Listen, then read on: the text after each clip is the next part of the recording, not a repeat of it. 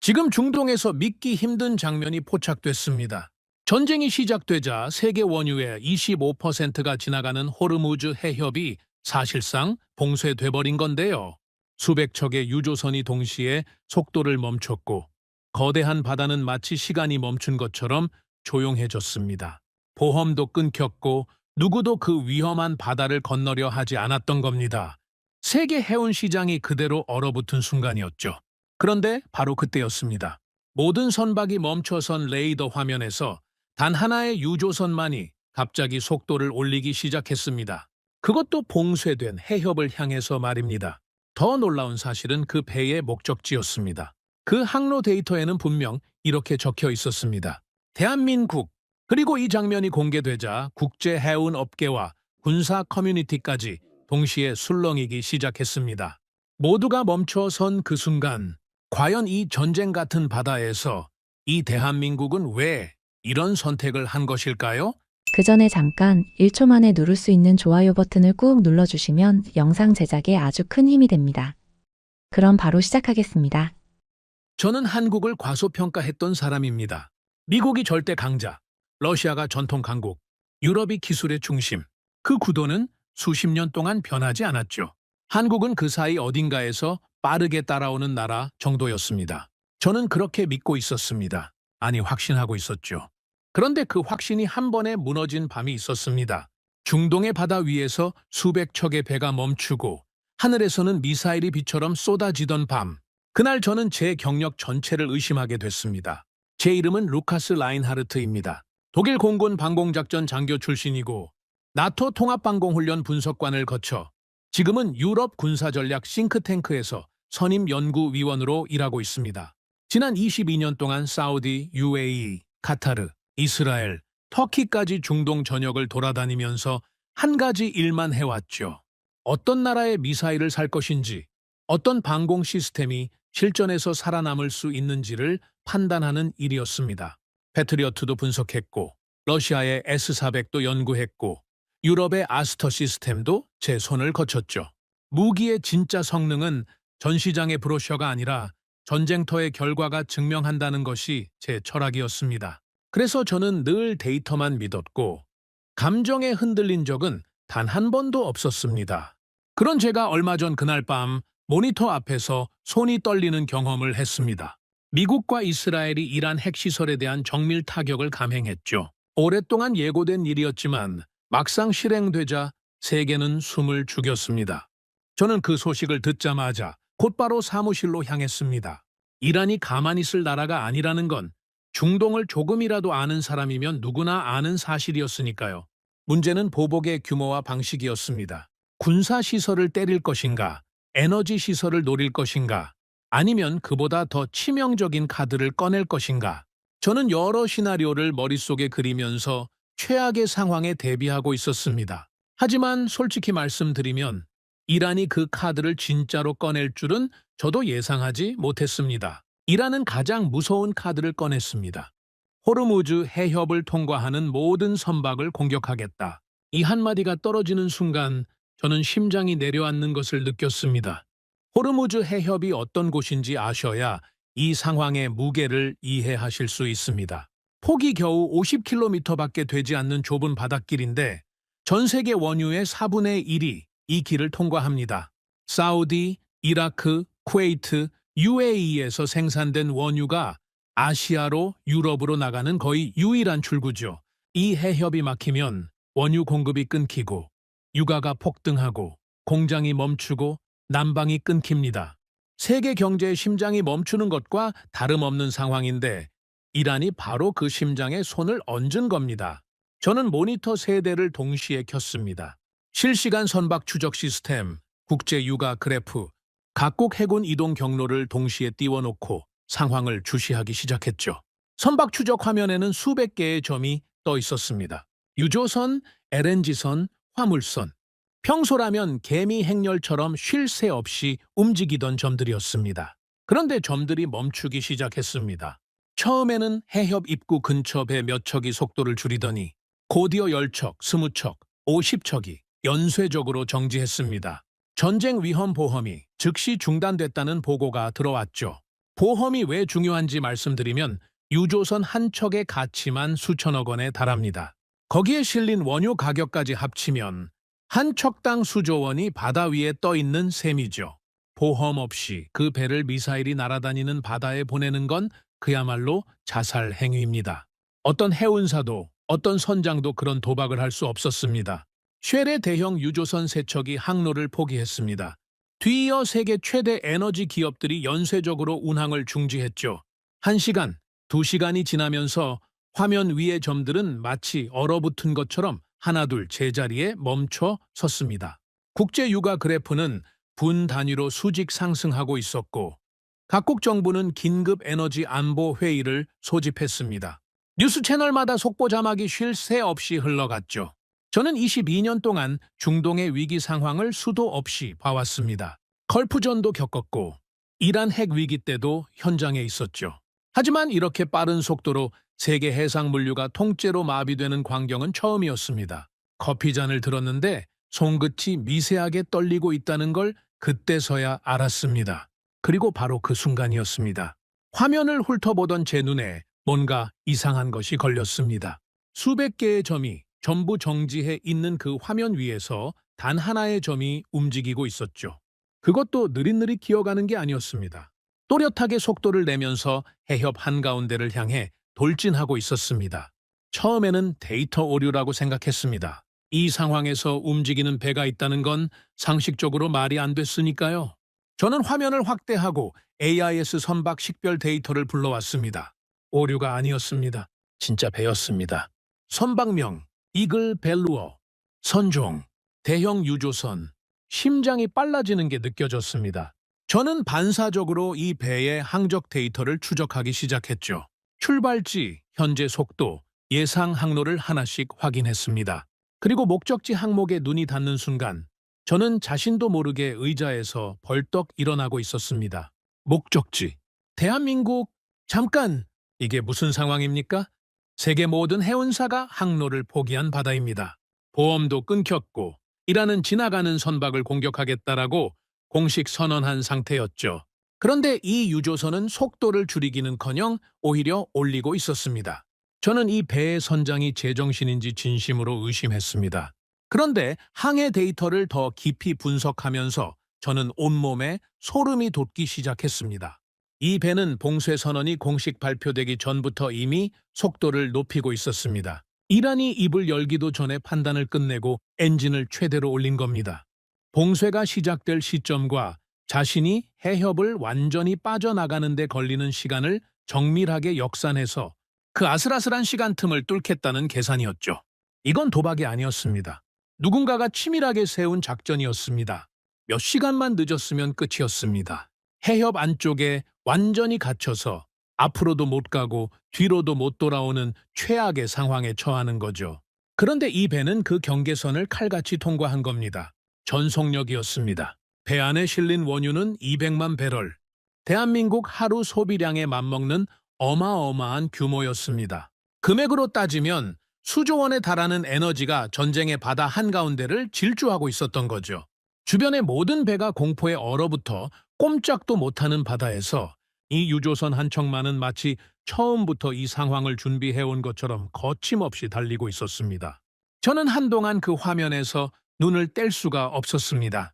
단순한 화물 운송이 아니었습니다. 이건 국가의 에너지 생명줄을 건 전쟁 수준의 결단이었죠. 22년 동안 수많은 군사 작전을 분석해왔지만 이렇게 대담하면서도 정밀한 움직임은 본 적이 없었습니다. 그때부터 하나의 질문이 머릿속을 떠나지 않았습니다. 왜 한국입니까? 왜 세계 모든 나라의 선박이 멈춘 그 순간에 한국으로 향하는 배만 움직이고 있었던 겁니까? 미국도 멈추고 유럽도 멈추고 중동 산유국의 배들조차 항구에 묶여있던 그 시간에 대한민국행 유조선만이 봉쇄를 뚫고 있었다는 겁니까? 우연이라고 하기에는 너무 정확했고 무모하다고 하기에는 너무 치밀했습니다. 한국이라는 나라에 제가 22년 동안 미처 보지 못한 무언가가 있었던 건 아닐까 그 생각이 처음으로 들었습니다. 그때는 몰랐습니다. 이 질문 하나가 저를 완전히 다른 세계로 끌고 갈 줄은요. 며칠 뒤 저는 바다가 아닌 하늘에서 그보다 훨씬 더 충격적인 장면을 목격하게 됩니다. 한국이라는 이름이 제 보고서의 맨 앞줄로 올라오게 된 결정적인 사건이 기다리고 있었죠. 저는 그날 이후로 며칠 동안 이글 벨루어호의 항해 데이터를 반복해서 들여다봤습니다. 다른 업무가 손에 잡히지 않았죠. 22년 동안 분석가로 일하면서 쉽게 감정이 흔들리는 사람은 아니었는데 그 유조선의 움직임이 자꾸만 머릿속에서 떠나지 않았습니다. 수백 척이 멈춘 바다에서 단 한 척만 달리고 있었다는 사실, 그리고 그 배의 목적지가 대한민국이었다는 사실, 그 두 가지가 계속 저를 붙잡고 놓아주질 않았죠. 저는 냉정한 사람입니다. 감탄보다 의심이 먼저 드는 성격이죠. 그래서 처음에는 이렇게 생각했습니다. 어쩌면 우연일 수도 있다고요.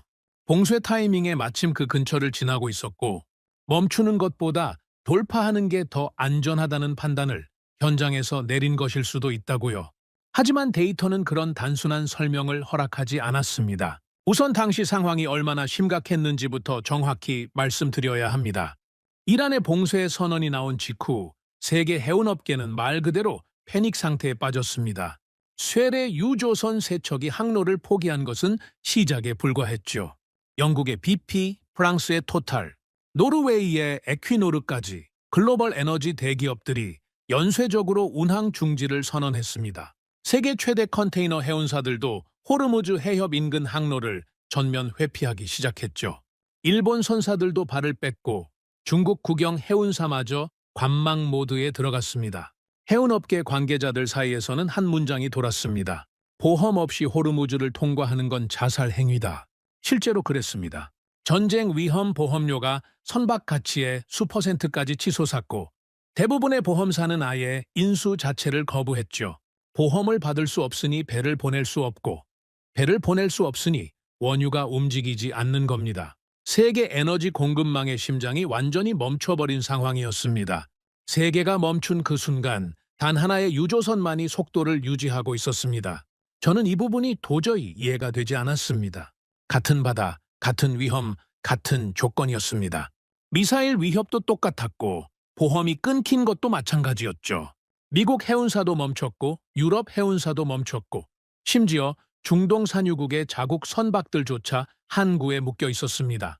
그런데 왜 한국행 유조선만 달렸던 겁니까? 단순한 배짱이나 무모함으로는 설명이 되지 않는 움직임이었습니다. 저는 분석가입니다. 설명이 되지 않는 현상을 그냥 넘기는 건 제 직업이 허락하지 않죠. 그래서 이글 벨루어호의 항해 기록을 처음부터 다시 추적하기 시작했습니다. 출발지부터 현재 위치까지 모든 데이터를 펼쳐놓고 한 줄 한 줄 분석했죠. 그 결정은 몇 시간 차이로 국가의 에너지 운명을 바꾸는 선택이었습니다. 데이터를 정밀하게 분석하면서 저는 점점 더 놀라지 않을 수 없었습니다. 이 유조선의 움직임에는 세 가지 특이점이 있었죠. 첫째, 속도를 올린 시점이었습니다. 이 배는 이란의 공식 봉쇄 선언이 나오기 전에 이미 엔진 출력을 최대로 올리고 있었습니다. 이건 단순히 빨리 가자는 판단이 아니었죠. 누군가가 국제 정세를 실시간으로 모니터링하면서 봉쇄가 임박했다는 판단을 내렸고 그 판단이 선장에게 전달됐으며 선장은 즉시 실행에 옮긴 겁니다. 이 모든 과정이 몇 시간 안에 이루어졌다는 게 저로서는 믿기 어려운 수준이었습니다. 둘째, 항로 선택이었습니다. 이글 벨루어호는 해협의 가장 좁은 구간을 통과할 때 일반적인 항로가 아닌 미세하게 다른 경로를 택했습니다. 이란 해군의 감시 범위와 초계정 배치 패턴을 고려한 것인지 조류와 기상 조건을 계산한 것인지 정확히는 알 수 없었지만 분명한 건 아무렇게나 달린 게 아니라는 거였습니다. 위험을 최소화하면서도 속도를 유지할 수 있는 경로를 누군가가 치밀하게 설계한 흔적이 데이터에 남아 있었죠. 셋째, 타이밍이었습니다. 이 배가 해협을 완전히 빠져나간 시점과 이란이 실제로 해상 봉쇄, 작전을 개시한 시점의 차이가 불과 몇 시간이었습니다. 몇 시간입니다. 하루도 아니고 반나절도 아니고 고작 몇 시간 차이로 200만 배럴의 원유가 봉쇄망을 빠져나간 겁니다. 이 시간이 늦었다면 대한민국은 하루치 에너지 공급을 통째로 잃을 뻔했죠. 이건 단순한 운이 아니었습니다. 저는 그때 확신했습니다. 그런데 여기서 한 가지 의문이 더 생겼습니다. 이런 수준의 판단과 실행 능력이 하루아침에 만들어질 수 있느냐는 것이었죠. 위기 상황에서 정확한 정보를 수집하고 즉각적인 결정을 내리고 그 결정을 현장에서 바로 실행하는 능력. 이건 매뉴얼에 적혀 있다고 되는 일이 아닙니다. 수십 년의 경험과 수많은 위기 속에서 몸에 새겨진 본능이 있어야 가능한 일이죠. 저는 그때 오래된 기록 하나를 떠올렸습니다. 1980년대 이란과 이라크 전쟁 시절의 일이었습니다. 그 전쟁은 8년 동안이나 계속됐는데 전쟁의 불똥이 호르무즈 해협으로 튀면서 소위 유조선 전쟁이라 불리는 끔찍한 시기가 있었죠. 이란과 이라크 양쪽 모두 상대편의 원유를 실어 나르는 유조선을 공격하기 시작한 겁니다. 미사일이 날아왔고 전투기가 저공 폭격을 감행했습니다. 바다 위에서 유조선이 불타오르고 선원들이 목숨을 잃었죠. 국제해사기구 기록에 따르면 그 기간 동안 피격된 선박이 수백 척에 달했습니다. 그야말로 죽음의 바다였습니다. 그 시기에 대부분의 나라 선박들은 호르무즈 해협을 피했습니다. 당연한 일이죠.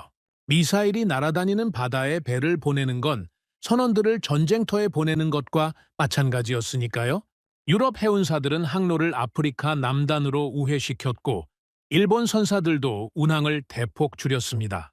보험료는 천정부지로 뛰었고 많은 나라들이 중동 원유, 의존도를 낮추는 방향으로 에너지 정책을 전환하기 시작했죠. 그런데 한국 선원들은 그 바다를 포기하지 않았습니다. 이 부분을 처음 알게 됐을 때 저는 솔직히 믿기 어려웠습니다. 미사일이 날아다니는 전쟁터 한가운데를 민간 유조선이 계속 다녔다는 겁니까?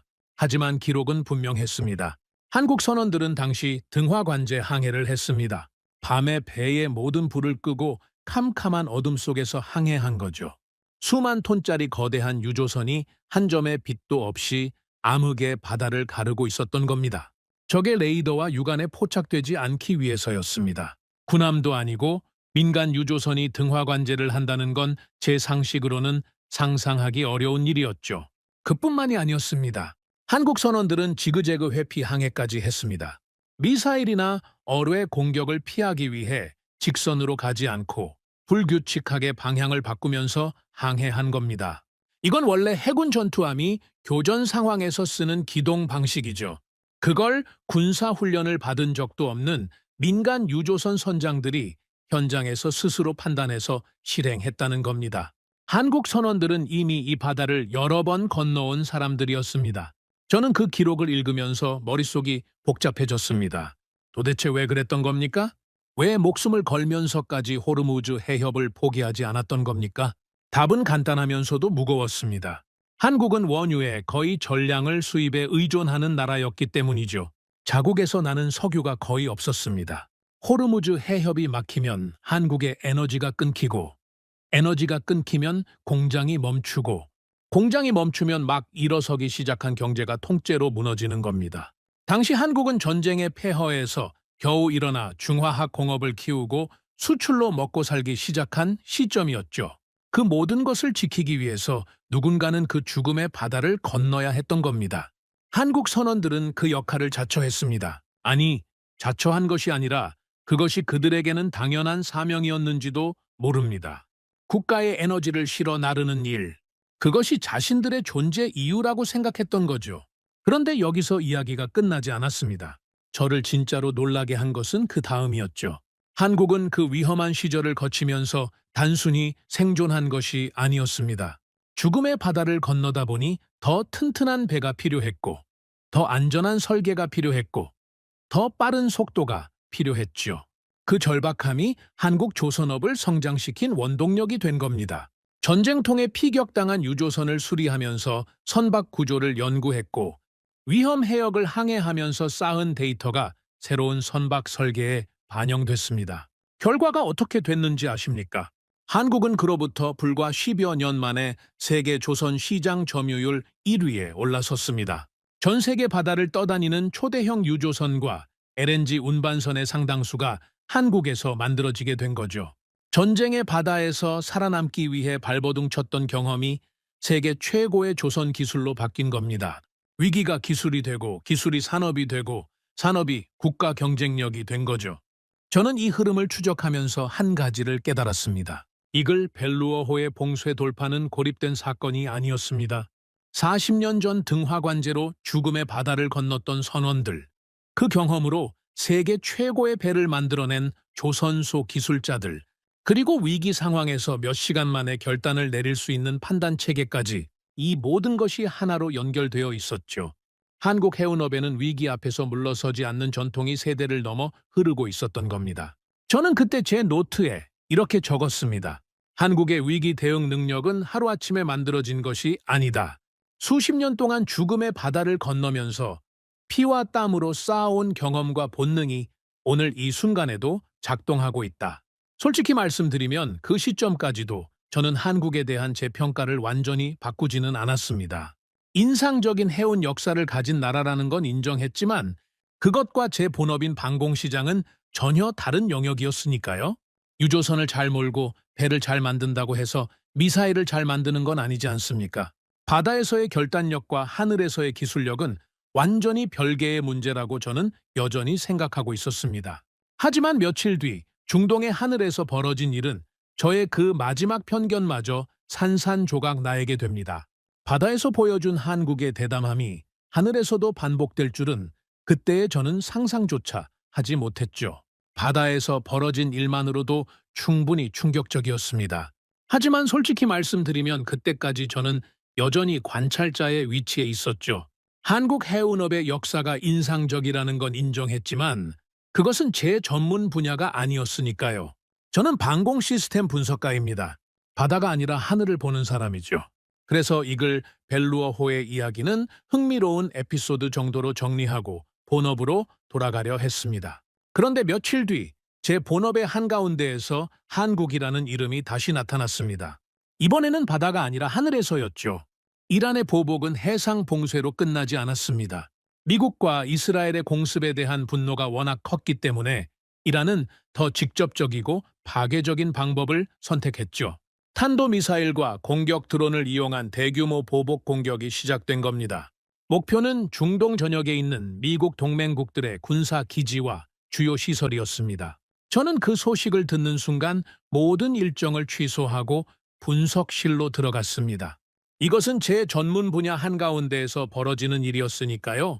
22년 동안 방공 시스템을 분석해온 사람으로서 이란의 미사일 공격과 그에 대응하는 방공 작전을 실시간으로 분석할 수 있는 기회는 흔치 않았습니다. 그날 밤 중동의 하늘은 전쟁 그 자체였습니다. 이란이 발사한 것은 단순한 미사일 몇 발이 아니었습니다. 탄도미사일과 공격 드론이 동시에 날아왔죠. 이것이 왜 위험한지 말씀드리겠습니다. 탄도미사일은 아주 높은 고도에서 극초음속으로 낙하합니다.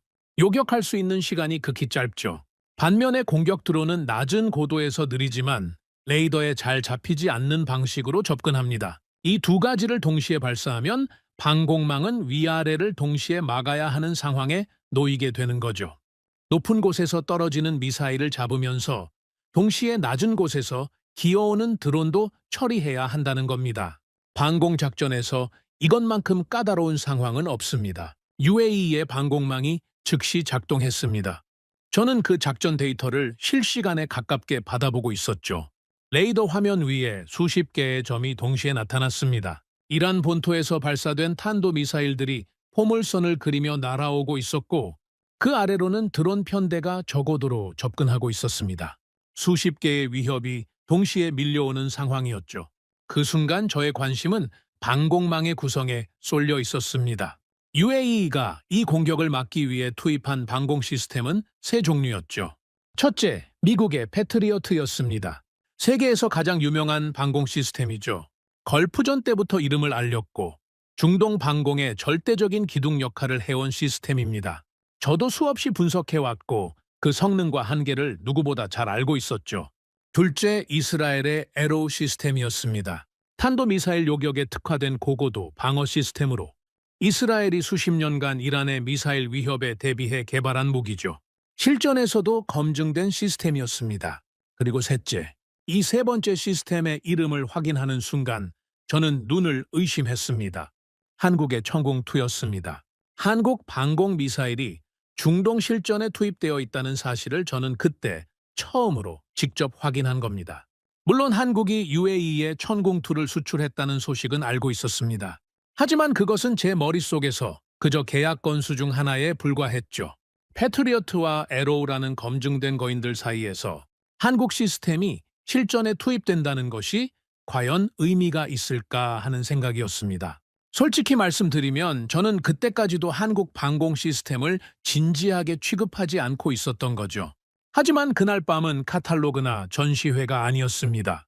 진짜 미사일이 날아오고 있었고 진짜 사람들이 위험에 처해 있었습니다. 이론이 아니라 실전이었죠. 방공 시스템의 진짜 가치가 드러나는 순간이었습니다. 발사 명령이 떨어졌습니다. 패트리어트가 먼저 움직였습니다. 발사대에서 미사일이 솟구쳐 올라갔죠. 거의 동시에 에로우 시스템도 가동됐습니다. 고고도에서 접근하는 탄도 미사일을 향해 요격 미사일이 날아갔죠. 저는 데이터 화면을 주시하면서 각 시스템의 반응 시간과 추적 경로를 기록하고 있었습니다. 여기까지는 제가 예상한 시나리오 범위 아니었죠. 그리고 그 순간 한국 미사일이 하늘로 솟아올랐습니다. 청웅2 발사대에서 불꽃이 터져 나왔습니다. 사막의 밤하늘을 가르며 미사일이 수직으로 솟구쳐 올라가는 장면이 데이터로 잡혔죠. 저는 반사적으로 추적 데이터에 집중했습니다. 발사 시점, 비행 경로, 목표물과의 거리, 접근 속도. 22년간 체득한 습관대로 모든 수치를 동시에 읽어 내려갔습니다. 청웅2의 비행 데이터를 보는 순간 저는 뭔가 다르다는 것을 직감적으로 느꼈습니다. 발사 후 목표물을 향해 방향을 트는 속도가 예상보다 빨랐죠. 중간 궤도 수정도 매끄러웠습니다. 제가 그동안 분석해온 다른 방공 시스템들과 비교했을 때 반응 속도와 추적 안정성이 상당히 높은 수준이었습니다. 하지만 방공 시스템에서 진짜 중요한 것은 발사가 아니라 결과입니다. 아무리 멋지게 날아가도 목표물을 맞추지 못하면 아무 소용이 없죠. 저는 숨을 죽이고 화면을 지켜봤습니다. 몇 분 뒤 화면의 점들이 하나씩 사라지기 시작했습니다. 레이더에서 목표물을 나타내는 점이 사라진다는 것은 단 하나의 의미입니다. 요격에 성공했다는 거죠. 패트리어트가 담당한 구역에서 점들이 사라졌고 에로우가 맡은 고고도에서도 점들이 꺼졌습니다. 그리고 청웅2가 담당한 구역에서도 점들이 하나씩 사라지고 있었죠. 저는 그 순간 데이터를 다시 확인했습니다. 혹시 다른 시스템이 대신 요격한 것을 청웅2의 성과로 잘못 읽은 건 아닌지 교차 검증을 했죠. 각 시스템의 담당 구역과 요격 미사일의 비행 경로를 대조해봤습니다. 교차 검증 결과도 같았습니다. 청궁2는 자신이 맡은 구역에서 날아오는 미사일을 정확하게 추적하고 정확하게 요격하고 있었습니다. 한국이 실전에서 성공했습니다. 저는 그 순간 의자 등받이에 몸을 기대며 한동안 아무 말도 하지 못했습니다. 이것이 왜 그렇게 충격적이었는지 설명을 드려야 할 것 같습니다. 방공 시스템이라는 것은 개발하는 것도 어렵지만 실전에서 증명하는 것은 차원이 다른 문제입니다. 시험장에서 아무리 좋은 성적을 내도 실전은 완전히 다르죠. 시험 발사에서는 목표물의 궤적을 미리 알고 있습니다. 발사 시점도 통제되어 있고 전자전 방해도 없고 기상 조건도 통제할 수 있죠. 하지만 실전에서는 적 미사일이 언제 어디서 날아올지 모릅니다. 궤적도 예측 불가능하고 전자전 방해가 걸릴 수도 있고 동시에 여러 발이 날아오는 상황에서 우선순위를 판단해야 하죠. 시험장 성적과 실전 성적은 전혀 다른 겁니다. 그래서 방공 시장에서는 실전 기록이라는 것이 절대적인 가치를 가집니다. 패트리어트가 수십 년 동안 중동 방공 시장을 지배할 수 있었던 가장 큰 이유도 바로 이겁니다. 걸프전에서 실전 요격 경험이 있다는 것. 그 한 가지 사실이 수십조 원짜리 계약을 만들어내는 겁니다. 러시아의 S-400이 아무리 성능이 좋다고 해도 실전 기록이 부족하다는 점은 항상 약점으로 지적됐죠. 그런데 한국의 천궁2가 그날 밤 실전 요격에 성공한 겁니다. 이것이 무슨 의미인지 아십니까? 한국 방공 시스템이 진짜 전쟁에서 진짜 적미사일을 상대로 진짜 요격에 성공했다는 기록이 생긴 겁니다. 방공 시장에서 이것보다 강력한 이력서는 없습니다. 수천 페이지짜리 기술 보고서보다 수백 번의 시험 발사, 영상보다 단 한 번의 실전 요격 성공이 더 큰 무게를 가지는 겁니다. 저는 22년 동안 이 시장을 봐왔기 때문에 그날 밤 벌어진 일의 무게를 본능적으로 느낄 수 있었습니다. 이건 단순히 미사일 하나를 맞췄다는 이야기가 아니었죠. 방공 시장의 판도를 바꿀 수 있는 결정적 순간이었습니다. 패트리어트가 걸프전 이후 수십 년간 누려온 실전 검증이라는 독점적 지위에 도전장을 내민 셈이었으니까요. 그리고 한 가지 더 제 눈길을 끈 것이 있었습니다. 천궁2의 기술적 특징이었죠. 저는 이전에도 천궁2의 사양을 검토한 적이 있었지만 그때는 크게 주목하지 않았습니다. 하지만 실전 데이터를 눈앞에 놓고 보니 이 시스템이 가진 경쟁력이 새롭게 보이기 시작했죠. 천궁2는 패트리어트에 비해 몇 가지 흥미로운 장점을 가지고 있었습니다. 우선 이동성이 뛰어났습니다. 차량에 탑재되어 빠르게 배치 위치를 변경할 수 있었죠. 전장 상황이 시시각각 변하는 중동 환경에서 이것은 매우 중요한 특성이었습니다. 그리고 운영 인원도 패트리어트보다 적게 필요했죠. 시스템이 상대적으로 간결하면서도 핵심 성능은 뒤지지 않는 구조였습니다. 하지만 무엇보다 저를 놀라게 한 것은 한국이 이 시스템에 녹여 넣은 기술의 조합이었습니다. 추적 레이더의 정밀도, 유도 알고리즘의 반응 속도, 그리고 발사 후 궤도 수정 능력. 이것들이 한국의 독자적인 기술과 실전 요구 사항을 결합해서 만들어진 것이라는 점이 인상적이었죠. 단순히 기존 시스템을 모방한 것이 아니라 자신들만의 방식으로 재해석한 흔적이 데이터 곳곳에 남아 있었습니다. 저는 그날 밤 분석실에서 나오지 못했습니다. 커피를 4잔째 마시면서 데이터를 반복해서 확인했죠. 혹시 제가 잘못 읽은 것은 아닌지, 다른 해석의 여지는 없는지 끊임없이 검증했습니다. 하지만 데이터는 매번 같은 결론을 가리키고 있었습니다. 한국 천궁2는 그날 밤 실전이라는 가장 가혹한 시험대 위에서 합격점을 받았습니다. 저는 새벽녘에 노트를 꺼내 이렇게 적었습니다. 며칠 전에는 바다 위에서 한국 유조선이 봉쇄를 뚫었다. 그리고 오늘 밤에는 하늘에서 한국 미사일이 적의 미사일을 격추했다. 바다에서도 하늘에서도 한국이라는 이름이 나타나고 있다. 이것을 더 이상 우연이라고 부를 수 있겠는가? 며칠 전까지만 해도 저는 한국을 유망한 후발주자 정도로 보고 있었습니다. 해운 역사가 인상적이라는 건 인정했지만 방공시장과는 별개라고 생각했죠. 그런데 하늘에서까지 이런 결과가 나오자 더 이상 제 기존 판단을 유지할 수가 없었습니다. 하지만 저는 신중한 사람입니다. 한 번의 성공으로 결론을 내리는 것은 제 방식이 아니죠. 실전에서 한 번 성공한 것과 지속적으로 신뢰할 수 있는 시스템인 것은 다른 문제니까요. 그래서 저는 아직 판단을 유보하고 있었습니다. 한국 시스템이 정말로 이 시장의 판을 흔들 수 있는 수준인지 아니면 한 번의 행운이었는지를 더 지켜보겠다는 생각이었죠. 그런데 그로부터 얼마 지나지 않아 중동 방공 시장에서 제가 전혀 예상하지 못한 상황이 벌어지기 시작합니다. 그것은 미사일의 성능이 아니라 전혀 다른 차원의 문제였습니다. 그리고 그 문제 앞에서 세계 방공 시장의 오래된 강자들이 하나둘 흔들리기 시작했죠. 저는 쉽게 결론을 내리는 사람이 아닙니다. 22년 동안 방공 시스템을 분석해오면서 배운 가장 중요한 원칙이 하나 있다면 한 번의 결과로 전체를 판단하지 말라는 것이지요. 전 시장에서 멋지게 보이던 무기가 실전에서 처참하게 실패한 사례도 봤고 반대로 아무도 주목하지 않던 시스템이 전쟁에서 놀라운 성과를 낸 경우도 봤습니다. 그래서 저는 천궁2의 실전 요격 성공 이후에도 흥분하지 않으려고 애썼습니다. 한 번의 성공은 한 번의 성공일 뿐이라고 스스로에게 말했죠. 하지만 저만 그렇게 생각한 것은 아니었습니다. 천궁2가 실전 요격에 성공했다는 보고가 국제 방산 네트워크에 퍼지자마자 전문가들 사이에서 질문이 쏟아지기 시작했죠. 유럽의 군사 분석가들, 중동의 방공 자문관들, 미국의 방산 컨설턴트들까지 모두 같은 질문을 하고 있었습니다. 우연인가? 아니면 진짜 능력인가? 이 질문이 왜 그렇게 중요했는지 이해하시려면 방공 시장이라는 세계가 어떻게 돌아가는지부터 아셔야 합니다. 방공 시장은 오랫동안 닫힌 클럽이었습니다. 그냥 비유적으로 하는 말이 아닙니다. 실제로 이 시장에 들어올 수 있는 나라는 손에 꼽을 정도였죠. 미국이 압도적인 1위였습니다. 패트리어트 시스템 하나로 수십 년간 중동 방공 시장을 지배해왔죠.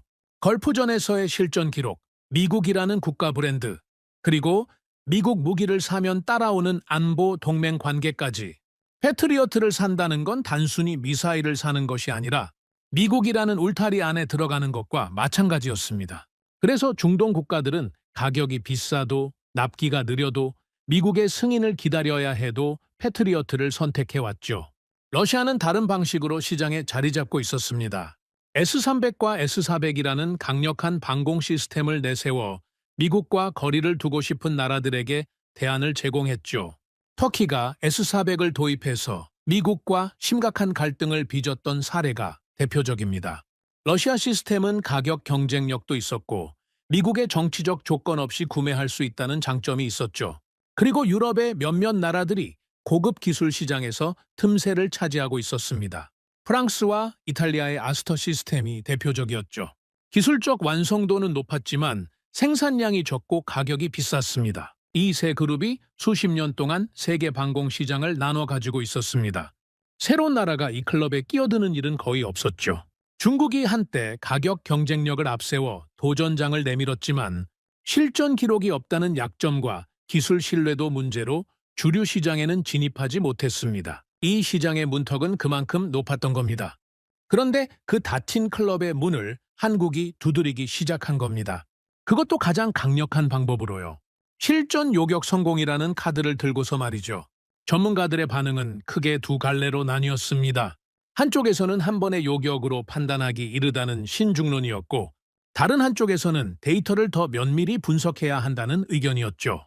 하지만 솔직히 말씀드리면 그 두 반응의 이면에는 같은 감정이 깔려 있었습니다. 불안이었죠. 수십 년간 자신들의 영역이라고 생각했던 시장에 예상치 못한 경쟁자가 나타났다는 불안감이었습니다. 저는 그런 감정적 반응에 휩쓸리고 싶지 않았습니다. 그래서 제가 할 수 있는 일을 했죠. 데이터를 봤습니다. 청웅2의 실전 요격 데이터를 확보할 수 있는 한 최대한 모아서 분석하기 시작했습니다. 요격 기록, 레이더 추적 속도, 목표물 포착에서 발사까지의 반응 시간, 유도 미사일의 궤도 수정 정밀도 하나하나 뜯어보면서 이것이 진짜 실력인지 운이었는지를 판별하려 했죠. 그런데 데이터를 들여다볼수록 제 의심은 점점 무력해지기 시작했습니다. 그날 들어온 데이터는 제 경험을 흔들어 놓았습니다. 가장 먼저 눈에 띈 것은 수치의 안정성이었습니다. 보통 방공 시스템이 실전에 처음 투입되면 성능에 편차가 생기기 마련입니다. 시험장과 실전의 환경이 다르니까요.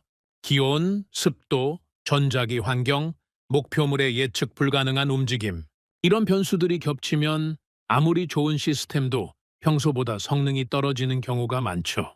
그래서 첫 실전 데이터는 대개 들쭉날쭉합니다. 그런데 천궁2의 데이터는 이상할 정도로 안정적이었습니다. 추적 속도의 편차가 극히 작았고 반응 시간도 거의 일정했죠. 이건 시스템 자체의 설계가 탄탄하다는 뜻이기도 하지만 동시에 운용 인력의 훈련 수준이 높다는 의미이기도 했습니다. 아무리 좋은 시스템도 다루는 사람이 미숙하면 편차가 커지기 마련이니까요. 두 번째로 주목한 것은 다중 표적 대응 능력이었습니다. 그날 밤이라는 탄도미사일과 드론을 동시에 발사하는 복합 공격을 감행했습니다. 이런 상황에서 방공 시스템은 어떤 위협을 먼저 처리할 것인지를 순간적으로 판단해야 하죠. 고도가 높은 탄도미사일이 우선인지 아니면 저고도로 세우며 드는 드론이 더 급한 위협인지를 실시간으로 결정해야 합니다. 천궁2는 이 판단을 효과적으로 수행한 것으로 보였습니다. 위협의 우선순위를 정확하게 분류하고 순차적으로 대응한 흔적이 데이터에 남아 있었죠. 세 번째는 패트리어트, 에로와의 연동이었습니다. 세 개의 서로 다른 나라에서 만든 방공 시스템이 동시에 작동했다는 것 자체가 복잡한 상황인데 서로 간섭하거나 동일 목표를 중복 요격하는 낭비 없이 각자의 구역을 맡아서 처리했다는 것은 상당한 수준의 시스템 호환성을 의미합니다. 이건 기술적으로 쉬운 일이 아니거든요. 서로 다른 레이더 체계와 통신 규격을 가진 시스템들이 실전에서 충돌 없이 작동하려면 사전에 치밀한 통합 작업이 이루어져야 합니다. 저는 이 세 가지 분석 결과를 놓고 한동안 생각에 잠겼습니다. 한국 시스템은 단순히 참여한 것이 아니었습니다. 실전의 가장 가혹한 조건 속에서 제 역할을 정확히 수행하고 있었죠. 그런데 바로 그 시점에 제가 전혀 예상하지 못한 뉴스가 들어왔습니다. 같은 시기 중동의 다른 지역에서 방공 작전이 벌어지고 있었는데 그곳에 배치되어 있던 방공 시스템은 한국 것이 아니었습니다. 중국산이었죠. 몇몇 중동 국가들이 가격이 저렴하다는 이유로 중국 방공 시스템을 도입해 놓은 상태였습니다. 결과가 어떻게 됐는지 아십니까? 중국산 방공 시스템이 이란의 미사일 공격을 막지 못했다는 보고가 올라온 겁니다. 몇몇 미사일은 요격에 실패해서 그대로 목표물을 향해 떨어졌죠. 정확한 피해 규모는 공개되지 않았지만 요격에 실패했다는 사실 자체가 방산 시장에서는 치명적인 타격이었습니다. 이 소식이 퍼지면서 중동 군사 관계자들 사이의 분위기가 급격하게 바뀌기 시작했습니다. 그동안 중국 시스템을 도입했던 나라들은 불안해졌고 아직 도입하지 않은 나라들은 중국 시스템을 선택지에서 지우기 시작했죠. 가격이 아무리 싸도 실전에서 작동하지 않으면 의미가 없다는 것을 눈앞에서 목격한 겁니다. 저는 이 두 가지 사건을 나란히 놓고 보면서 방공시장의 지형이 실시간으로 바뀌고 있다는 것을 느꼈습니다. 한쪽에서는 한국 시스템이 실전에서 성공하고 있었고 다른 한쪽에서는 중국 시스템이 실패하고 있었죠. 이 대비가 중동 의사결정자들의 머릿속에 각인되기 시작한 겁니다. 그리고 국제 군사 전문가들의 반응도 조금씩 달라지기 시작했습니다. 처음에 우연일 수 있다며 신중한 태도를 보이던 분석가들이 데이터가 쌓이면서 입장을 바꾸기 시작한 거죠. 유럽의 한 군사 전문지에서는 한국 방공 시스템의 실전 성과를 심층 분석한 기사를 냈고 미국의 방산 컨설팅 업체에서도 한국 시스템을 별도 항목으로 추적하기 시작했습니다. 그전까지는 미국, 러시아, 유럽 시스템만 모니터링하던 곳들이었죠. 저 역시 인정하지 않을 수 없었습니다. 제22년 경력 동안 쌓아온 방공시장의 구도, 미국이 지배하고 러시아가 대안을 제공하고 유럽이 틈새를 메우는 그 오래된 삼각형 구조에 금이 가기 시작한 거였죠. 저는 조용히 중얼거렸습니다. 방공시장의 규칙이 바뀌고 있다. 한국은 더 이상 빠르게 따라오는 후발주자가 아니었습니다. 실전이라는 가장 무자비한 시험대에서 합격점을 받아낸 새로운 경쟁자였죠. 닫혀있던 클럽의 문 앞에 서서 자격증을 내밀고 있는 셈이었습니다. 그것도 가장 강력한 자격증인 실전 기록을 들고서요. 하지만 저는 그때까지도 한 가지를 간과하고 있었습니다. 방공시장에서 진짜 승부를 가르는 것은 미사일의 성능만이 아니라는 사실을요. 실전에서 아무리 잘 맞춰도 그것만으로는 시장의 판이 뒤집히지 않습니다. 진짜 전쟁에서 드러나는 더 근본적인 문제가 있었죠. 그리고 그 문제는 며칠 뒤 중동 전체를 공포에 빠뜨리게 됩니다. 미사일이 아무리 잘 날아가도 쏠 미사일이 없으면 어떻게 되겠습니까? 바로 그 상황이 현실로 닥쳐온 겁니다. 전쟁에서 가장 먼저 고갈되는 것은 무엇이겠습니까? 식량도 아니고 연료도 아니고 사람도 아닙니다. 탄약입니다. 아무리 강력한 군대도 쏠 탄약이 없으면 그 순간부터 무력해지죠. 이것은 군사학의 가장 기본적인 원칙이고 역사가 수없이 증명해온 사실입니다. 그런데 이 단순한 진리를 현대의 첨단 방공 시스템에 대입하면 상황이 훨씬 더 심각해집니다. 방공 미사일은 일반 탄약과 차원이 다릅니다. 총알이야 공장에서 하루에도 수만 발씩 찍어낼 수 있지만 방공 미사일 한 발에는 최첨단 전자장비와 정밀 유도 부품, 고체 로켓 모터가 들어갑니다. 만드는 데 시간이 오래 걸리고 비용도 어마어마하죠. 패트리어트 요격 미사일 한 발의 가격이 수십억 원에 달한다는 사실을 아시면 이 문제의 무게를 이해하실 수 있을 겁니다. 이란은 바로 이 약점을 파고들었습니다. 첫 번째 대규모 공격 이후 이란은 전략을 바꿨습니다. 값비싼 탄도미사일을 대량으로 쏟아붓는 대신 훨씬 저렴한 공격 드론과 단거리 미사일을 섞어서 끊임없이 발사하는 소모전으로 전환한 거죠. 이란제 공격 드론 한 대의 가격은 패트리어트 요격 미사일 한 발 가격의 수십 분의 1에 불과합니다. 수백만 원짜리 드론을 수십억 원짜리 미사일로 격추하는 상황이 반복되기 시작한 겁니다. 군사 전략에서 이것을 비용 비대칭이라고 부릅니다. 공격하는 쪽은 싸게 쏘고 방어하는 쪽은 비싸게 막아야 하는 구조죠. 한 발 쏠 때마다 방어하는 쪽의 지갑이 빠르게 비어간다라는 뜻입니다. 하지만 진짜 문제는 돈이 아니었습니다. 미사일이 계속 날아왔습니다. 하루에도 몇 차례씩 경보가 울렸고 그때마다 방공 시스템이 작동해서 요격 미사일을 발사해야 했죠. 경보가 울릴 때마다 발사대에서 미사일이 빠져나갔고 재장전이 반복됐습니다. 일주일이 지나자 상황이 심각해지기 시작했습니다. 요격 미사일의 재고가 줄어들고 있었습니다. 저는 방산 공급망 데이터를 확인하기 시작했습니다. 이것은 제가 22년 동안 꾸준히 추적해온 분야이기도 했죠.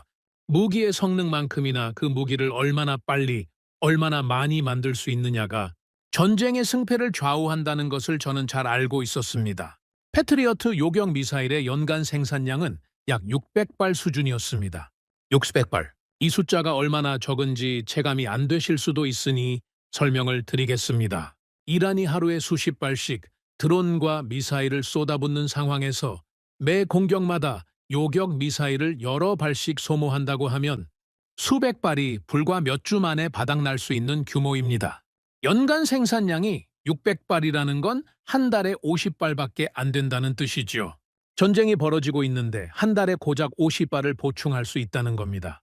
그런데 문제는 그 600발마저도 전부 중동에 올 수 있는 상황이 아니었습니다. 저는 공급 배분 데이터를 확인하면서 상황의 심각성을 더 뚜렷하게 파악할 수 있었습니다. 패트리어트 미사일의 생산 라인은 이미 주문으로 꽉 차 있었죠. 우크라이나가 러시아의 미사일 공격에 대응하기 위해 패트리어트를 절실히 필요로 하고 있었고, 나토 동맹국들도 러시아 위협에 대비해서 재고를 비축하고 있었습니다. 대만 역시 중국의 군사적 압박이 거세지면서 방공 시스템 확충을 서두르고 있었죠. 이미 약속된 물량들이 줄을 서서 대기하고 있는 상태에서 중동에 긴급으로 추가 물량을 보내달라고 하는 건 현실적으로 불가능에 가까웠습니다. 패트리어트는 당장 공급이 불가능했습니다. 유럽 시스템도 사정은 크게 다르지 않았습니다. 아스터 미사일의 생산 라인은 패트리어트보다도 규모가 작았고 유럽 자체의 안보 수요를 채우기에도 빠듯한 상황이었죠. 러시아 우크라이나 전쟁 이후 유럽 각국이 자국 방공, 역량을 강화하느라 생산 물량을 자국용으로 돌리고 있었습니다. 중동에 긴급 공급할 여력이 있는 나라는 유럽에서도 찾기 어려웠죠. 이 상황을 정리하면 이렇습니다. 중동에서는 매일 미사일이 날아오고 있었고, 방공망은 계속 가동되고 있었고, 요격 미사일의 재고는 빠르게 줄어들고 있었습니다. 그런데 보충할 미사일을 당장 구할 곳이 없었던 거죠. 걸프 국가 고위 관계자들의 표정이 달라지기 시작했습니다. 저는 그 시기에 몇몇 중동 군사 관계자들과 연락을 주고받고 있었는데 그들의 목소리에서 처음으로 공포가 느껴졌습니다. 그전까지는 미사일이 날아와도 방공망이 막아주니까 괜찮다는 여유가 있었죠. 하지만 미사일 재고가 바닥을 보이기 시작하면서 그 여유가 사라진 겁니다. 방공망은 완벽해 보여도 미사일이 떨어지면 끝입니다. 그들의 가장 큰 공포는 명확했습니다. 이란의 공격은 계속되고 있는데 어느 날 갑자기 쏠 미사일이 없어지는 상황이었죠. 방공 레이더가 적 미사일을 포착하고 경보가 울리고 발사 명령이 떨어지는데 발사대가 비어 있다면 어떻게 되겠습니까? 그 순간 수백만 명의 시민이 사는 도시가 무방비 상태가 되는 겁니다. 이것은 군사적 위기를 넘어 국가 존립의 문제였습니다. 그때 걸프 국가들은 새로운 선택을 해야 했습니다. 기존의 공급처에서 미사일을 받을 수 없다면 다른 곳에서 구해야 합니다. 하지만 방공 미사일은 아무 데서나 살 수 있는 물건이 아닙니다.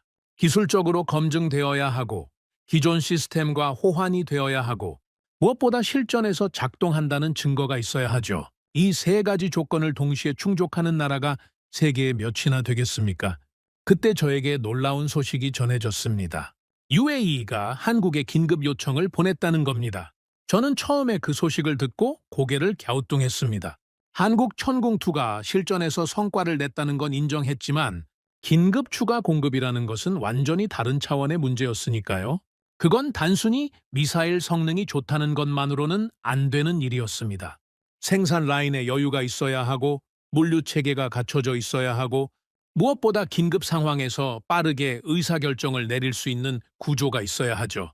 솔직히 말씀드리면 저는 한국도 미국이나 유럽과 비슷한 상황일 거라고 생각했습니다. 아무리 한국이라 해도 생산 라인에는 한계가 있을 테고 이미 자국 수요와 기존 수출 계약으로 물량이 묶여 있을 거라고요. 그래서 UAE의 요청이 현실적으로 받아들여질 수 있을지 회의적이었습니다. 그런데 며칠 뒤 들려온 소식은 제 예상을 완전히 뒤엎었습니다. 한국이 수십 발의 요격 미사일을 일주일 안에 공급할 수 있다고 답한 겁니다. 잠깐. 한국은 이미 출발했다고요. 저는 그 순간 진심으로 믿기 어려웠습니다. 패트리어트가 연간 600발 생산에 허덕이고 유럽 시스템이 자국 수요도 못 채우는 상황에서 한국이 일주일 만에 수십 발을 보내겠다고요? 이게 과연 가능한 이야기입니까? 저는 즉시 한국 방산업체들의 생산 체계를 조사하기 시작했습니다. 그리고 그 조사 과정에서 저는 제가 한국 방산을 얼마나 과소평가하고 있었는지를 뼈저리게 깨닫게 됐죠. 한국의 방산 생산 체계는 제가 알고 있던 서방의 방산 구조와 근본적으로 달랐습니다. 미국과 유럽의 방산업체들은 대부분 소량 고가 생산 방식이었습니다. 최첨단 부품을 소수의 전문 업체에서 공급받아 정밀하게 조립하는 구조죠. 기술적 완성도는 높지만 생산 속도가 느리고 긴급 증산이 거의 불가능한 체계였습니다. 한국은 달랐습니다. 한국 방산업체들은 민간 제조업의 대량 생산 노하우를 방산에 접목시킨 구조를 가지고 있었죠. 반도체, 자동차, 조선 산업에서 수십 년 동안 갈고 닦은 생산 관리 기술과 부품, 공급망 관리 역량이 방산 분야에도 그대로 적용되어 있었습니다. 이것이 무슨 의미인지 아십니까? 같은 미사일을 만들어도 한국은 더 빨리, 더 많이 만들 수 있는 산업 구조를 가지고 있었다는 뜻입니다. 그리고 한 가지 더 결정적인 차이가 있었습니다. 의사결정 속도였죠. 미국에서 긴급 무기 수출을 하려면 의회 승인, 국무부 검토, 동맹국 협의 등 복잡한 절차를 거쳐야 합니다. 이 과정에 몇 달이 걸리는 경우도 있죠. 전쟁이 한창인데 몇 달을 기다리라는 건 사실상 도움을 줄 수 없다는 말과 다름없습니다.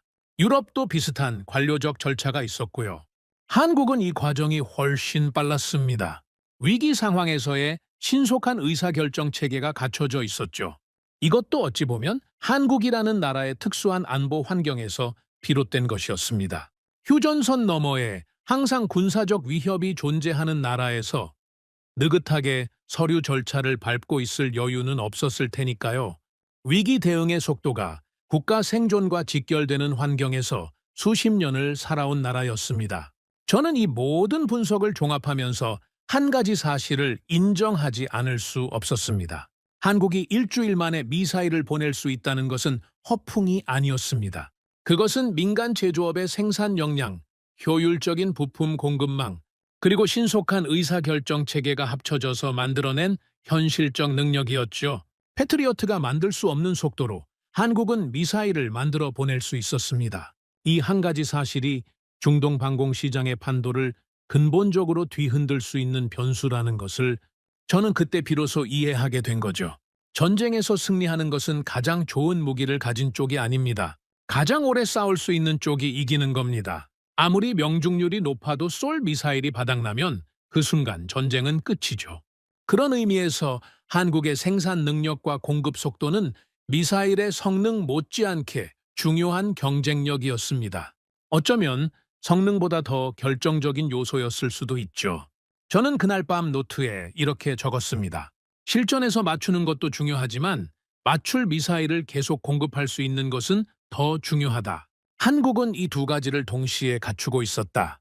그리고 다음 장에서 제가 목격하게 될 것은 한국 방산의 또 다른 차원이었습니다. 미사일을 잘 만들고 빨리 만드는 것 너머에 있는 진짜 경쟁력. 저는 그것을 알게 된 순간 왜 중동 국가들이 한국을 선택하기 시작했는지를 비로소 완전히 이해하게 됐죠. 무기의 진짜 가치는 전쟁에서 드러납니다. 이것은 제가 22년 동안 입버릇처럼 해온 말이죠. 그런데 이번 중동 사태를 지켜보면서 저는 그 말에 한 가지를 더 붙여야 한다는 것을 깨달았습니다.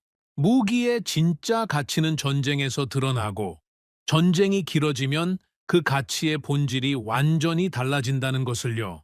전쟁 초반에는 모두가 성능을 봅니다. 명중률이 몇 %인지, 사거리가 얼마인지, 반응 속도가 몇 초인지, 숫자가 곧 경쟁력이죠.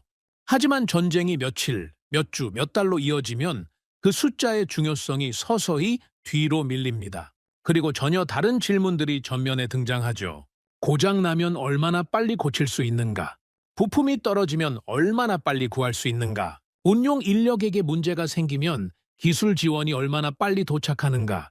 저는 이것을 오래전부터 알고 있었습니다. 중동 방산 시장을 22년간 지켜보면서 무기 거래가 단순한 기술 경쟁이 아니라는 것을 뼈저리게 느꼈으니까요. 카탈로그에 적힌 성능이 아무리 화려해도 전쟁 한가운데서 시스템이 멈춰버리면 그 순간 그 무기는 고철덩어리에 불과합니다. 진짜 경쟁력은 세 가지입니다. 생산 속도, 정비 능력, 그리고 긴급 대응. 이 세 가지를 동시에 갖춘 나라만이 전쟁에서 신뢰받는 무기 공급자가 될 수 있죠. 그리고 이번 중동 사태에서 이 세 가지 영역 모두에서 기존의 강자들이 흔들리기 시작했습니다. 5장에서 말씀드린 것처럼 패트리어트의 생산 속도 문제는 이미 심각한 수준이었습니다. 하지만 생산 속도만이 문제가 아니었죠. 전쟁이 길어지면서 현장에서 더 절실한 문제가 터져 나오기 시작했습니다. 바로 정비와 기술 지원이었습니다. 방공 시스템은 자동차와 비교할 수 없을 만큼 복잡한 장비입니다. 레이더, 사격 통제 장치, 발사대, 유도 시스템이 유기적으로 연결되어 있고 이 중 하나라도 오작동하면 전체 시스템이 멈출 수 있죠. 전쟁 상황에서는 장비에 가해지는 부하가 평시의 몇 배에 달합니다. 레이더는 24시간 가동되고 발사대는 반복적으로 미사일을 장전하고 발사하며 전자장비는 사막의 극한 환경 속에서 쉴 틈 없이 작동해야 하죠. 당연히 고장이 발생합니다. 문제는 그 고장을 얼마나 빨리 잡아내고 고칠 수 있느냐였습니다. 패트리어트의 정비 체계는 기본적으로 미국 본토의 방산업체를 중심으로 돌아갑니다. 핵심 부품 교체나 소프트웨어 업데이트가 필요하면 미국에서 기술팀이 파견되거나 부품이 미국에서 출발해서 중동까지 운송되어야 하죠. 평시에는 이 체계가 문제없이 작동합니다. 하지만 전쟁 중에 시스템이 멈췄는데 수리까지 며칠, 길면 몇 주를 기다려야 한다면 어떻게 되겠습니까? 그 기다리는 시간 동안 하늘은 열려 있는 겁니다. 미사일이 날아오는데 방공 시스템이 정비 중이라는 건 상상하기도 끔찍한 상황이죠. 유럽 시스템도 비슷한 구조적 한계를 가지고 있었습니다. 아스터 시스템의 정비 거점은 프랑스와 이탈리아에 있었고 중동 현지에서의 기술 대응 속도는 미국보다 나을 것이 없었죠. 그런데 이 와중에 저에게 전해진 정보 하나가 제 상식을 완전히 뒤흔들었습니다. 한국 방산업체들이 이미 중동의 지역 정비센터를 운영하고 있었다는 것이었습니다. 처음에 이 이야기를 들었을 때 저는 반신반의했습니다. 방공 시스템에 정비센터를 수출국 현지에 설치한다는 것은 상당한 투자와 장기적인 전략이 필요한 일이거든요. 단순히 창고 하나 세워놓고 부품 몇 개 쌓아두는 수준이 아닙니다. 전문 기술 인력을 상주시키고 주요 교체 부품을 비축하고 정비 장비를 갖추고 현지 운용 인력과 소통할 수 있는 체계를 구축해야 하죠. 미국이나 유럽 방산 업체들도 일부 지역에 정비 거점을 두고 있지만 그 규모와 대응 속도는 본국 중심 체계의 한계를 완전히 벗어나지 못하고 있었습니다. 한국은 달랐습니다. 한국 방산 업체들은 청웅투를 수출하면서 단순히 미사일과 발사대만 넘긴 것이 아니었습니다. 시스템 운영에 필요한 정비 인프라까지 패키지로 구축해 놓은 거죠. 그리고 그 정비센터의 대응 속도는 제가 알고 있던 방산업계의 상식을 벗어나는 수준이었습니다. 고장 보고가 들어오면 4시간 안에 기술팀이 현장에 도착한다고 했습니다. 4시간이라고요? 저는 이 숫자를 듣고 진심으로 의심했습니다.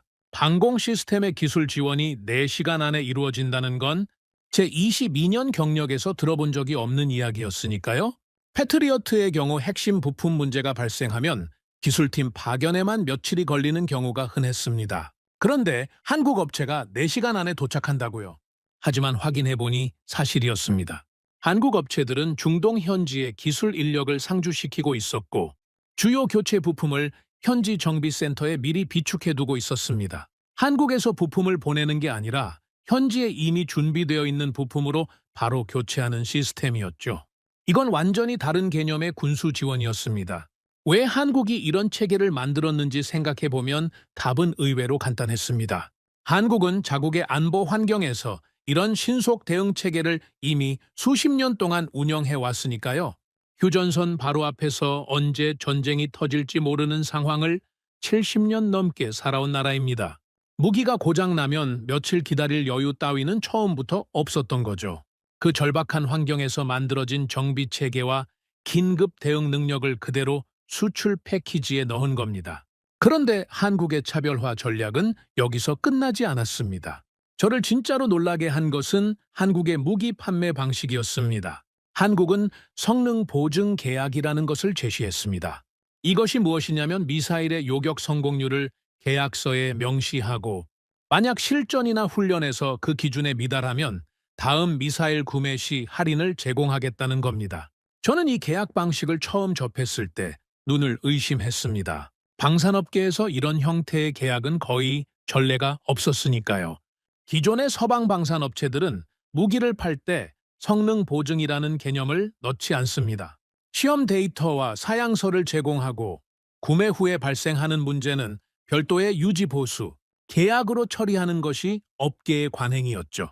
쉽게 말하면 일단 팔고 나면 책임은 구매자에게 넘어가는 구조였습니다. 한국은 그 관행을 깨버린 겁니다. 우리 미사일이 약속한 만큼 성능을 못 내면 우리가 책임지겠다는 자신감의 표현이었죠. 이것은 단순한 마케팅 전략이 아니었습니다. 실전에서 검증된 성능에 대한 확신이 없으면 절대로 내걸 수 없는 조건이었죠. 만약 성능이 기준에 미달하면 할인을 제공해야 하니까 업체 입장에서는 손해를 감수하겠다는 뜻이기도 했습니다. 그만큼 자신들의 시스템을 믿고 있었다는 겁니다. 중동 구매자들의 반응이 어땠겠습니까? 수십 년 동안 비싼 돈을 주고 무기를 사면서도 성능에 대한 보장은 한 번도 받아본 적이 없던 사람들이었습니다. 그런데 한국이 와서 성능을 보증하겠다고 하니까 신선한 충격이었던 거죠. 저는 이 모든 것을 종합하면서 한 가지를 깨달았습니다. 한국은 단순히 미사일을 파는 나라가 아니었습니다. 미사일의 성능, 빠른 생산과 공급, 현지 정비센터를 통한 신속한 기술 지원, 그리고 성능 보증 계약까지 한국은 무기 하나를 파는 것이 아니라 시스템 전체를 함께 제공하고 있었습니다.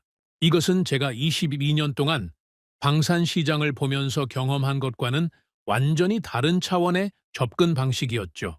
왜 이것이 그토록 강력한 경쟁력인지 말씀드리겠습니다. 중동 국가들이 방공 시스템을 구매할 때 가장 두려워하는 것은 무기 자체의 성능 부족이 아닙니다. 그들이 진짜 두려워하는 것은 전쟁이 터졌을 때 혼자 남겨지는 상황이죠. 미사일이 떨어졌는데 보충이 안 되고 시스템이 고장 났는데 기술자가 오지 않고 위기 상황인데 공급국이 정치적 이유로 지원을 거부하는 상황 말입니다. 실제로 이런 일은 중동에서 여러 차례 벌어졌습니다. 미국이 정치적 판단에 따라 특정 국가에 대한 무기 공급을 중단하거나 지연시킨 사례가 있었으니까요. 한국의 패키지형 접근 방식은 바로 이 두려움에 정확하게 대응하는 것이었습니다. 미사일도 빨리 보내주고 고장나면 4시간 안에 고쳐주고 성능까지 보증해주겠다는 건 결국 이런 메시지였죠. 우리는 당신들을 혼자 두지 않겠다는 겁니다. 저는 그때 깨달았습니다. 이 경쟁은 이미 시작됐다는 것을. 한국은 미사일 성능으로만 경쟁한 것이 아니었습니다. 생산 속도로도 정비 체계로도 판매 방식으로도 동시에 경쟁하고 있었죠.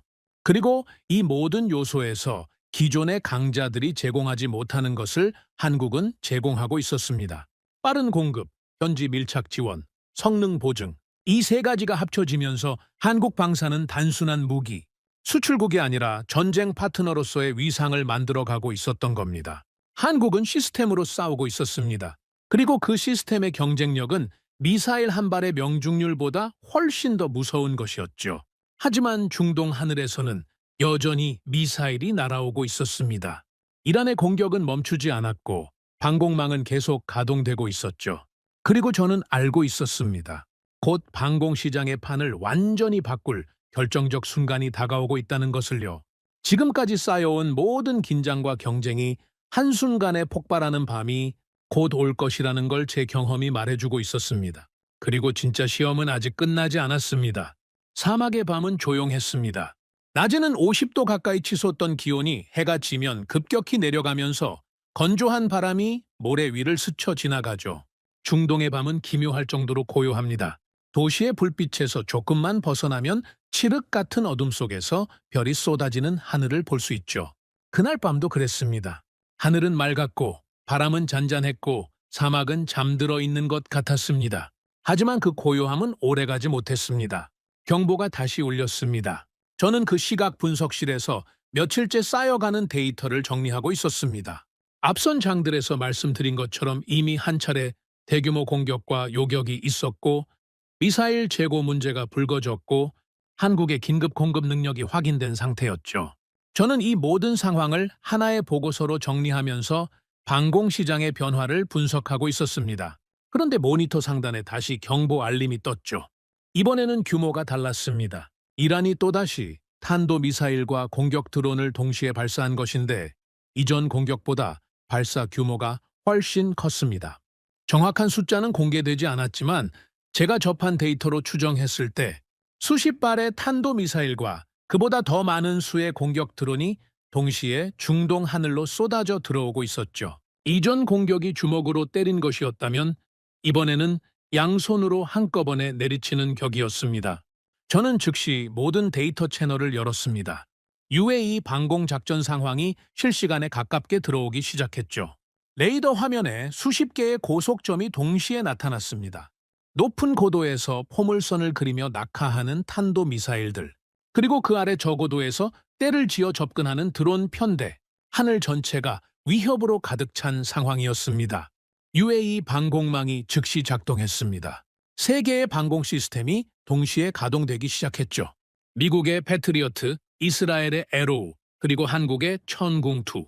저는 22년 동안 수많은 방공 작전 데이터를 분석해왔지만 세 개 나라의 방공 시스템이 동시에 실전에서 작동하는 상황은 경험해 본 적이 없었습니다. 각각의 시스템이 서로 다른 레이더 체계와 통신 규격을 가지고 있는데 이것들이 같은 하늘을 향해 동시에 미사일을 쏘아 올리는 겁니다. 자칫하면 서로의 요격 미사일을 적의 미사일로 오인할 수도 있고 같은 목표를 중복 요격해서 다른 미사일을 놓칠 수도 있죠. 이것은 단순한 요격 작전이 아니라 세 나라의 기술이 실시간으로 협력하는 전례 없는 합동 방공 작전이었습니다. 발사 명령이 떨어졌습니다. 패트리어트가 먼저 움직였습니다. 고고도에서 접근하는 탄도미사일을 향해 요격 미사일이 발사대를 떠나 하늘로 솟구쳤죠. 거의 동시에 에로우 시스템도 가동됐습니다. 대기권 상층에서 낙하하는 미사일을 높은 고도에서 잡아내기 위해 에로우 요격 미사일이 수직으로 치솟았죠. 그리고 그 순간 청웅2 발사대에서 불꽃이 연속으로 터져 나왔습니다. 한국 미사일이 밤하늘로 솟아올랐습니다. 한 발이 아니었습니다. 연속 발사였죠. 발사대에서 불꽃이 터져 나오고 미사일이 하늘로 솟구치고 잠깐의 강역 뒤에 다시 불꽃이 터지고 또 한 발이 올라가는 장면이 데이터로 잡혔습니다. 사막의 밤하늘을 가르며 솟아오르는 불꽃의 궤적이 모니터 위에 선명하게 그려졌죠. 저는 그 순간 숨을 참고 있었다는 걸 나중에야 알았습니다. 데이터 화면에 집중한 채 무의식적으로 호흡을 멈추고 있었던 겁니다. 발사는 성공적이었습니다. 하지만 발사가 중요한 게 아니었죠. 3장에서도 말씀드렸듯이 방공 시스템에서 진짜 중요한 것은 발사가 아니라 결과입니다. 저는 레이더 데이터를 주시했습니다. 적의 미사일을 나타내는 점들과 아군 요격 미사일의 궤적이 화면 위에서 빠르게 접근하고 있었죠. 패트리어트가 담당하는 구역, 에로우가 맡은 구역, 그리고 청궁2가 책임지는 구역, 세 시스템의 요격 미사일이 각자의 목표를 향해 돌진하고 있었습니다. 그리고 몇 분 뒤 화면의 점들이 사라지기 시작했습니다. 패트리어트 구역에서 점 하나가 꺼졌습니다. 요격 성공이었죠. 에로우 구역에서도 고고도 목표물의 신호가 사라졌습니다. 그리고 청웅2가 담당한 구역에서도 점들이 하나씩 사라져갔죠. 저는 데이터를 기록하면서 동시에 세 시스템의 요격 결과를 실시간으로 비교하고 있었습니다. 패트리어트의 성과는 예상 범위 아니었습니다. 오랫동안 검증된 시스템답게 안정적인 요격률을 보여주고 있었죠. 에로우 역시 고고도 탄도 미사일에 대해 높은 성공률을 기록했습니다. 그런데 청웅2의 요격 데이터를 정리하는 순간 저는 손이 멈추는 것을 느꼈습니다. 명중률 약 96%. 저는 그 숫자를 다시 확인했습니다. 계산을 다시 했죠. 혹시 제가 데이터를 잘못 읽은 건 아닌지, 다른 시스템의 성과가 섞여 들어간 건 아닌지 교차 검증을 반복했습니다. 결과는 같았습니다. 96%. 이 숫자가 얼마나 놀라운 것인지 말씀드려야 할 것 같습니다. 방공 시스템의 실전 요격률이라는 것은 시험장 성적과 전혀 다릅니다. 시험장에서는 80%, 90% 이상의 명중률을 기록하는 시스템도 실전에 나가면 변수가 겹치면서 성능이 떨어지는 경우가 많죠. 전자전 방해, 기상 조건, 목표물의 예측 불가능한 궤도 변경, 동시다발 공격에 따른 시스템 부하, 이런 실전 변수들을 감안하면 실전에서 80% 이상의 요격률을 기록하는 것만으로도 대단한 성과입니다. 그런데 청웅2는 96%를 기록한 겁니다. 그것도 첫 실전이 아니라 두 번째 대규모 실전이었고 이전보다 훨씬 강도 높은 공격 상황에서 나온 수치였죠. 중동 방공 작전 역사를 통틀어서도 매우 높은 수준의 성과였습니다. 저는 의자 등바디에 몸을 기대고 한동안 천장을 바라봤습니다. 머릿속이 복잡했죠. 22년 동안 제가 쌓아온 방공 시장에 대한 이해와 판단 체계가 근본부터 흔들리고 있다는 것을 느꼈습니다. 미국이 지배하고 러시아가 대안을 제공하고 유럽이 틈새를 메우는 구조, 그 오래된 삼각형이 더 이상 유효하지 않을 수도 있다는 생각이 처음으로 든 겁니다. 그날 밤 무너진 것은 이란의 미사일만이 아니었습니다. 저는 그 순간을 아주 또렷하게 기억합니다. 데이터를 정리하고 숫자를 확인하고 교차 검증을 마친 뒤에 모니터 앞에 한동안 가만히 앉아 있었죠. 커피는 이미 식어 있었고 분석실 밖은 이미 새벽이 되어 있었습니다. 수십 년 동안 닫혀있던 방공시장의 문이 열리고 있었습니다. 그것도 단 한 번의 성공이 아니라 반복된 실전에서 일관된 성과를 보여줌으로써 말이죠. 첫 번째 요격은 행운이라고 치부할 수 있었습니다. 하지만 두 번째 대규모 실전에서 96%라는 숫자가 나왔다면 이것은 더 이상 운이 아닙니다. 시스템의 능력이죠. 그리고 그 문을 연 나라, 대한민국. 저는 며칠 전 바다에서 시작된 이야기를 떠올렸습니다. 수백 척의 배가 멈춘 바다에서 단 한 척의 유조선이 전속력으로 봉쇄를 돌파했던 장면, 40년 전 등화관제로 죽음의 바다를 건넜던 한국 선원들의 이야기, 그리고 전쟁의 경험이 세계 최고의 조선 기술로 이어진 역사, 바다에서 보여준 것과 같은 일이 하늘에서도 벌어지고 있었습니다. 한국은 바다에서도 하늘에서도 위기의 순간에 물러서지 않았죠. 그리고 단순히 물러서지 않는 것을 넘어서 그 위기 속에서 결과를 만들어냈습니다. 저는 새벽녘에 노트를 꺼내 이렇게 적었습니다. 방공시장의 문은 오랫동안 닫혀 있었다. 미국과 러시아와 유럽, 이 세 그룹만이 그 안에 있었고 다른 나라가 들어오는 것은 사실상 불가능했다. 하지만 그날 밤 그 문이 열렸다. 그리고 그 문을 연 것은 정치적 거래도 외교적 압력도 아니었다. 실전이라는 가장 냉혹한 시험대에서 증명해 보인 결과였다. 그리고 한 가지 더 적었습니다. 이것은 시작이다. 방공시장만의 이야기가 아니다. 세계 방산시장 전체의 질서가 바뀌는 신호탄이다. 그때까지도 저는 이 변화가 얼마나 빠르게, 얼마나 크게 확산될지 완전히 예측하지 못하고 있었습니다. 하지만 며칠 뒤 중동 국가들이 보여준 반응은 제 예상을 훨씬 넘어서는 것이었죠. 그날 밤의 요격 성공이 만들어낸 파장은 단순히 청웅2 한 기종의 성공 스토리가 아니었습니다. 중동 전체의 군사 지도를, 나아가 세계 방산 시장의 판도를 뒤흔드는 거대한 변화의 시작이었습니다. 중동의 군사 지도는 조용히 바뀌고 있었습니다. 바깥에서는 잘 보이지 않는 변화였죠. 뉴스 헤드라인에 나오는 건 여전히 전쟁과 미사일과 폭격 이야기였지만 그 뒤편에서는 완전히 다른 종류의 움직임이 시작되고 있었습니다. 저처럼 중동 방산 시장의 안쪽을 들여다보는 사람들만 느낄 수 있는 지각 변동이었죠. 요격 성공 이후 중동 국가들의 분위기가 완전히 달라졌습니다. 저는 그 변화를 직접 목격한 사람 중 하나입니다.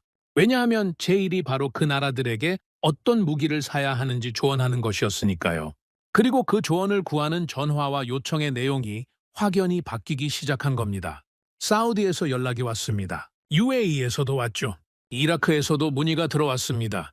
그리고 놀랍게도 그전까지는 한국 방산에 별다른 관심을 보이지 않던 나라들까지 같은 질문을 하기 시작한 겁니다.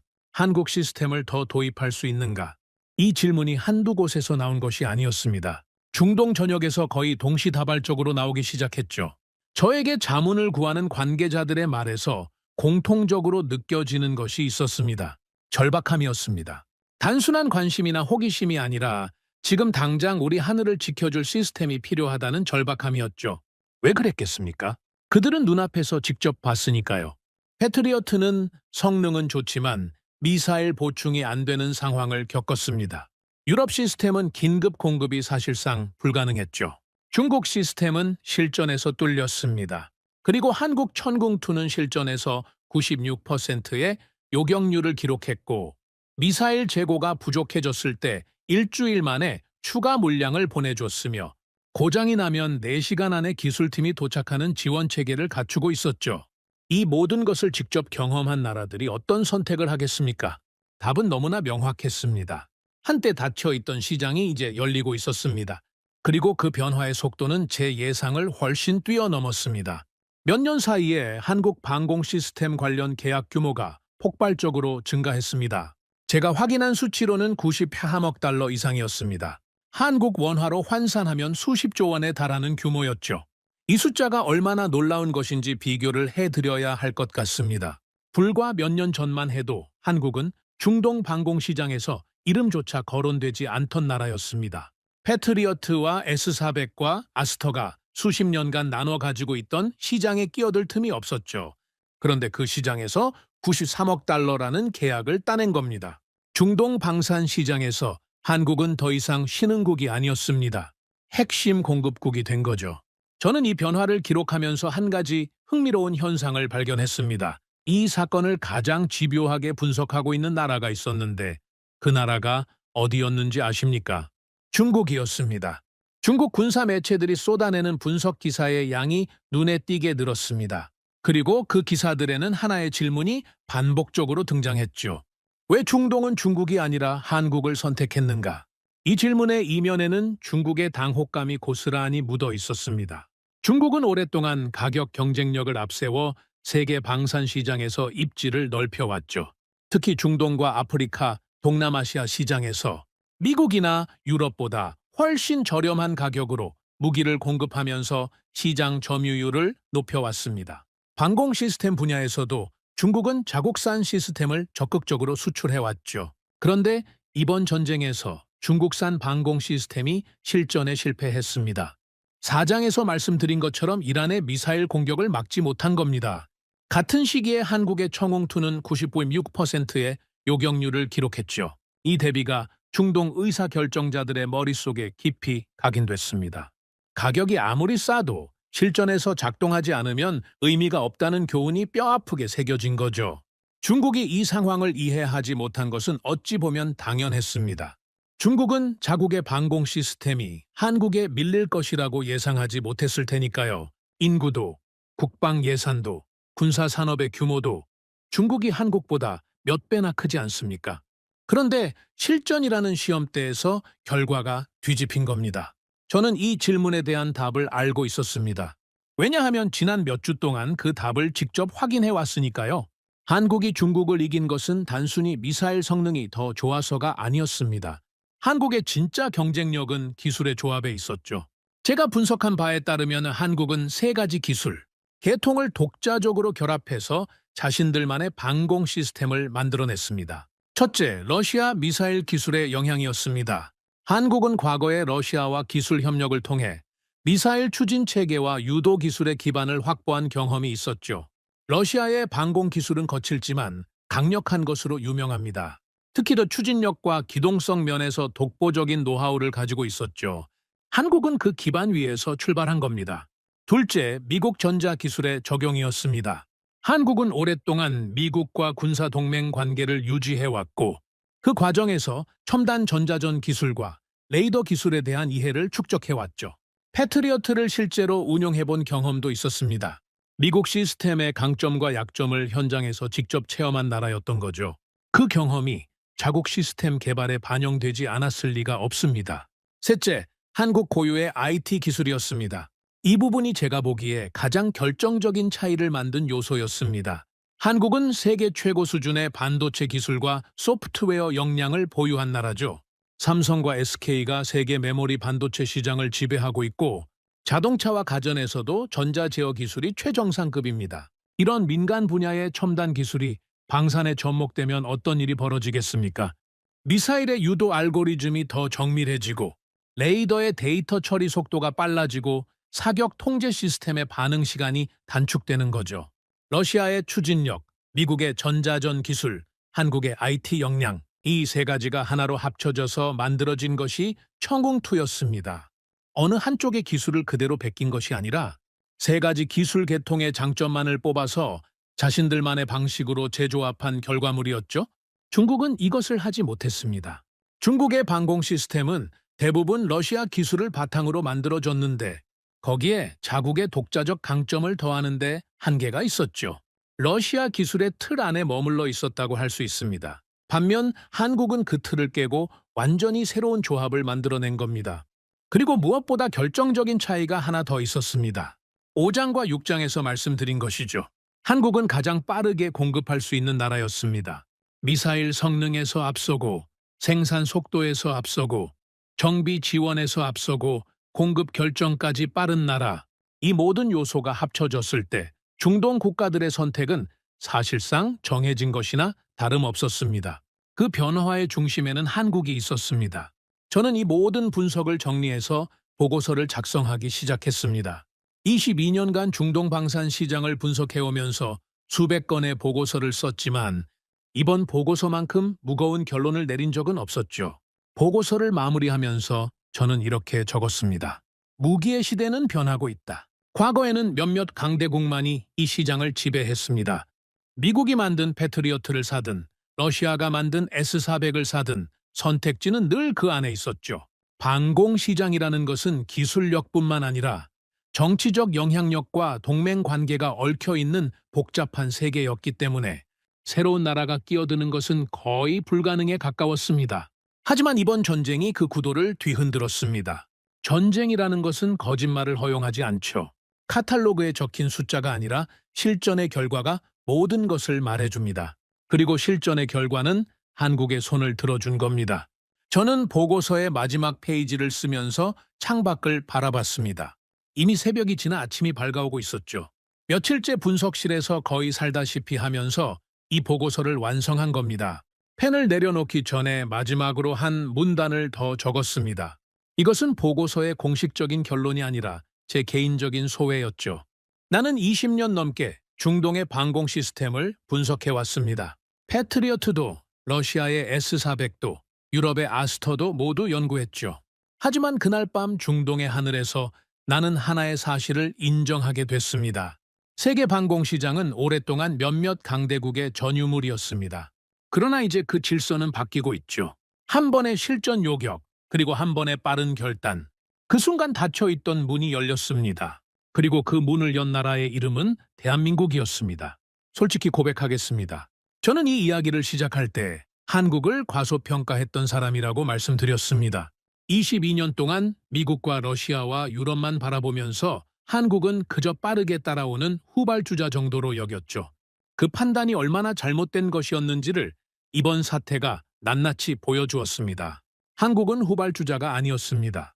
바다에서는 40년 전부터 죽음의 항로를 포기하지 않았고 그 경험으로 세계 최고의 배를 만들었으며 하늘에서는 강대국들의 기술을 자신만의 방식으로 재조합해 실전에서 통하는 무기를 만들어냈죠. 위기 상황에서 누구보다 빠르게 결단하고 약속한 것을 반드시 지키는 나라였습니다. 그날 밤 이후 저는 한국이라는 이름을 다시는 가볍게 쓰지 못하게 됐습니다. 오늘의 사연은 여기까지입니다. 구독과 좋아요는 영상 제작에 아주 큰 힘이 됩니다. 지금까지 감동테라스 저는 소희였습니다. 오늘도 우리 구독자님들의 가정에 따뜻한 행복이 가득하시길 진심으로 바라겠습니다. 긴 영상 끝까지 시청해주셔서 정말 감사합니다. 내일 더 좋은 이야기로 찾아뵙겠습니다. 감사합니다.